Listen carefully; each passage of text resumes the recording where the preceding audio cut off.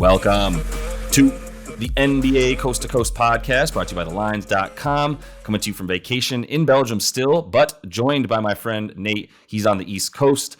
We are back together today for our player props after we gave you 4 total yesterday, just 2 separate videos that we combined into one. We were able to record today at the same time, so we're looking at a little 4-game slate here in the NBA. Not a ton to choose from, to be fully transparent, as we're sitting here. Plenty of teams on a back-to-back. One of the only teams not on a back-to-back, Philly.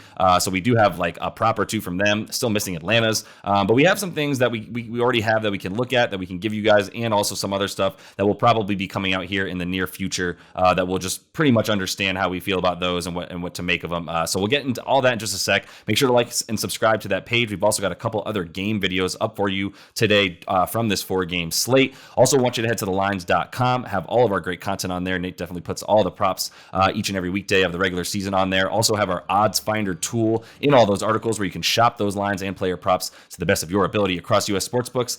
Yeah, I'm going to go with the 76er to target this Hawks defense, but it's not their 2 big guys. It's number 3 banana, Tobias Harris, who I think actually stands to benefit the most from James Harden being out. When Harden's in there, he's asked to just be a corner 3-point shooter and maybe the most expensive 3-and-D guy in the league. We know his skill set is a little more versatile than that, and he can get to the rim. He can get it going in the mid-range. He's had a lot of success against Atlanta, a team that gives up the most points per game to power forwards, also the 5th most rebounds per game to power forwards. So 16.5 is the points prop for Tobias, pretty low, and that's plus 100 at FanDuel. DraftKings bumped it down to 15.5. and made it minus 130. I mean, I think I'd be comfortable going up for 17 points. Without Harden, since 2021, he's averaging 19 points per game. He sees a spike in usage rate, 6% spike, along with another rebound and a half. And in 3 this season, since Harden's injury, 20 points per game, about 9 rebounds, almost 5 assists per game. So the PRA is in play. I like the points and rebounds, 23.5. The way the Hawks play at home, with a ton of pace, and what he's done against the Hawks, like I mentioned, his last 6, 18 points per game. So you're right there, 7.5 rebounds, 22% usage rate with Harden in or out of the lineup. But I just think the absence of Harden will result in a lot more reliable usage for Tobias.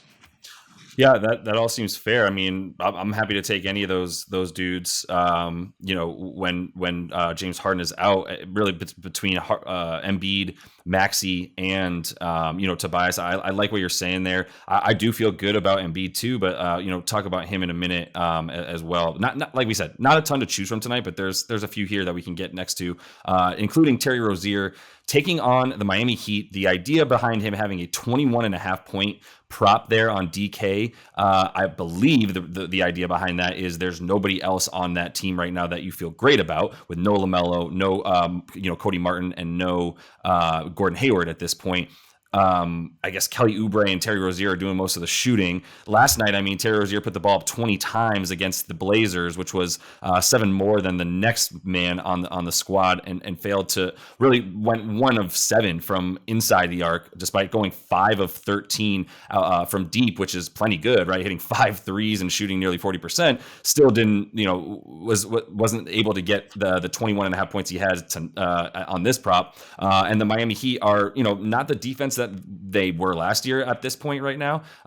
Definitely some key guys missing time here and there. They obviously miss PJ Tucker and have not gelled fully defending the 3 as well as they did last season. Not shockingly, PJ Tucker helping Philly up their 3-point defense a ton this season.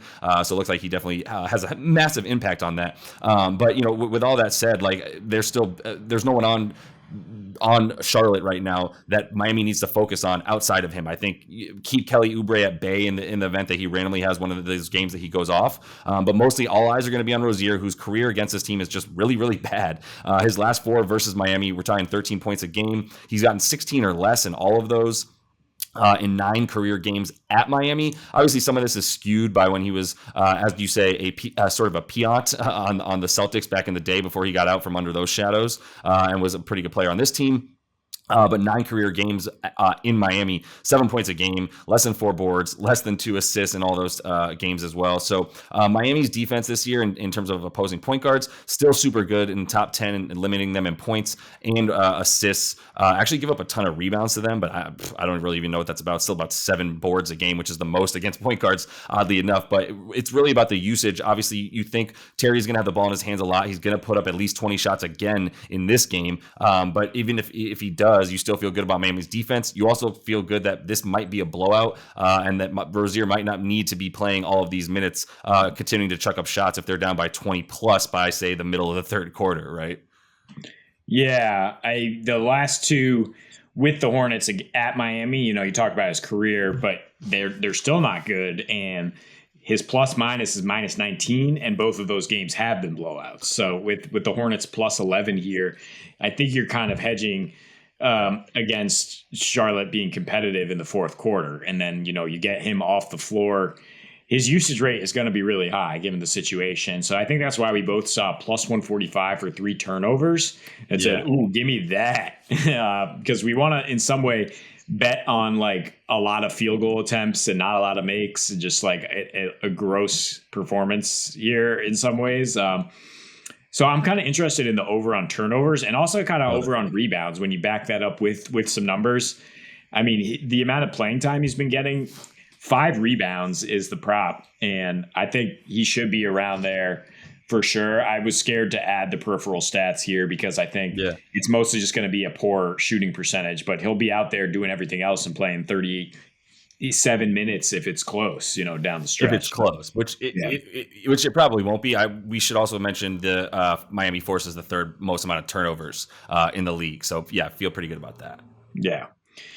Look, I'm looking at a revenge angle here, Josh, but it is an under in that revenge spot. Kristaps Porzingis going up against the Mavericks, and he did get some numbers last year in his first chance to get revenge against Dallas. He went for 24, 9, and 4, which certainly gets him over this prop tonight at 33.5 PRA. But second game of a back-to-back, third game in 4 nights for the Wiz. In his career on short rest, Porzingis under 19 points per game with his lowest usage rate in that situation. In his last 3, as the schedule has tightened up and as he's faced some pretty tough interior teams, 14 points per game, 7.5 rebounds, shooting 34% from the field, 25% from deep. And Dallas, I mean, for me, it's more just about how scared you are of Dallas defensively and how scared you are of the way they play in terms of pace. They're dead last in pace. So it's hard to take an over against them unless it's some sort of elite half-court scorer like Kevin Durant, for example. It just generally devolves into a low-scoring game. Like I said, the total is 208 in this game, and I still kind of want to take under the way Washington's been shut down. They were held to 86 in a matchup with the Nets recently. And Dallas allows the fewest three-pointers to centers as well, fewest rebounds per game to centers, second fewest points per game. They have more bulk now. Christian Wood, Josh Green is playing a nice role there at the 4. So I don't think Porzingis is going to be able to just assert his will because he wants some revenge here. I think he goes under with the PRA, and under 21.5 points. I don't hate that either, but I think you can trust him to struggle with the peripheral stats as well and kind of take that round number. Yeah, I'm happy to go under when you talk about down low against the Mavs. Seawood's out. He's not actually traveling with the team on this little 2-game trip. They definitely could have used him against all of the 7-footers that play on Orlando last night, who also didn't have Paolo, still won that game. Shout out this show for calling that. But I still feel good about it, even without Seawood. It's not like he's an all-world defender by any means. He's a great rebounder, which hurts you. But, I mean, he's also playing a lot of that second unit, right, ball. So it's not necessarily like he would be matched up on Kristaps too often. But, yeah, I'm with you on it. So, yeah, I'll go under there and then finish with hypothetical overs. I mean, Embiid has his props up. It's 28.5 points. It's a lot of points. You can find that on a couple spots. It's a lot of points. I'm not too worried about it at 28.5 right now, just because of what he's done there as of late, right?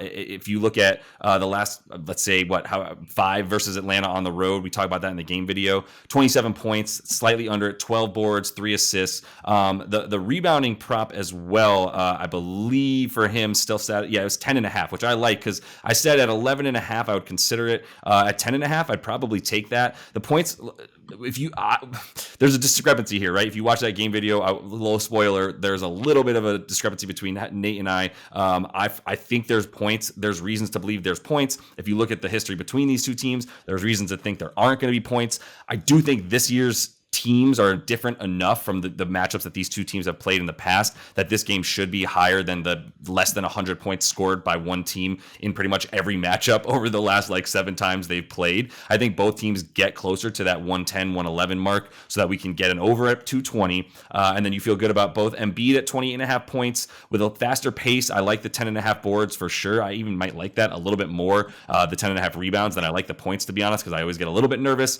at 28.5 points from anyone who's not named Shai Gilgeous-Alexander this season, or Luka, I guess. But either way, for the boards for him, the points for Trey, which is something that you and I are still waiting on here that we're not able to see. We've got a bunch more 76ers props up right now that we're seeing than those Hawks props. But let's say Trey gets the same 28.5, 27.5. I actually like his points a little bit more than I like Embiid's points tonight. He actually gets to the free throw line a bit more in these matchups than Embiid. It's like 9.4 a game for Embiid, 9.7 for Trey in these last 3 matchups between these teams or so during the regular season. So I think there's opportunity for both teams to score a lot, to keep that pace high, to get a lot of boards for Embiid, to get a lot of points for Trey, and feel good about potentially an over at 220 in this one. Yeah, I think if you want to take Embiid at 20.5, take him 30 points in the win. I'm not the biggest fan, as we say in the game video, though, of the Sixers winning this game, but plus 270 right now for Embiid to get 30 in the win. I don't really see a path to victory for the Sixers without Embiid having a nice 30-point game here. And the double-double is around plus 200. That does seem very reliable in terms of getting 10 boards as well. So, yeah, I'm still waiting to see what Trey has in store, but I would imagine he's a pretty good bet to get 30 points here as well. And so I'll be interested in his props when they come out. Definitely. That's what he's averaging against this team at home in 6 career matchups. So since he's come into the league, he's averaging 30 a game at home against his team. Loves coming out against the 76ers, as we saw when he knocked them out of the playoffs a little while ago. But that is all the time we have for you guys in this one. Continue to follow along with us, like and subscribe to that page. We will be bringing you these videos. As you can see, being on vacation will not stop us. We will see you tomorrow. So until we see you then, happy betting.